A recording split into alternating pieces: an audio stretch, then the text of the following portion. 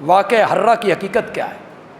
مدینے کے کچھ لوگوں نے بغاوت کی، بیعت توڑی، کسی صحابی نے ان کا ساتھ نہیں دیا، کسی صحابی نے۔ یزید نے اس بیعت، اس بغاوت کو کچلا اور ان لوگوں کو تہ تیک کیا۔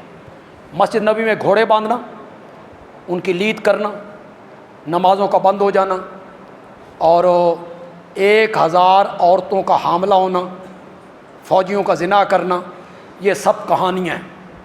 مورخین نے گھڑی، لوط ابن یایا نے گھڑی، ان لوگوں نے یہ ساری کہانیاں گھڑ کے ہماری کتابوں میں درج کر دی۔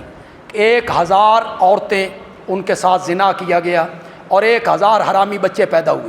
مزے کی بات یہ ہے کہ یہ جو راوی ہے یہ ساتھ ساتھ گنتا بھی تھا، 1 2 3 4 5 6 999 بھی نہیں اور 1001 بھی نہیں، پوری کتنی؟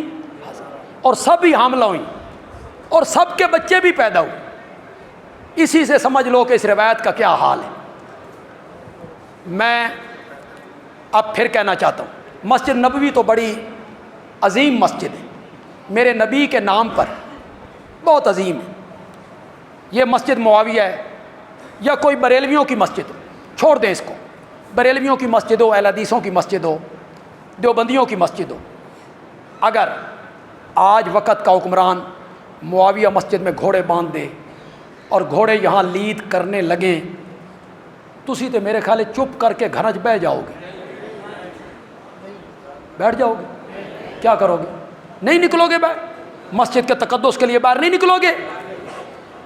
اس زمانے کے لوگ اتنے بے غیرت ہو گئے تھے، صحابہ کا دور تھا یار کہ وہ گھوڑے باندھ رہا ہے، وہ لید کر رہے ہیں اور یہ سارے اپنے اپنے گھروں میں بیٹھے ہوئے ہیں۔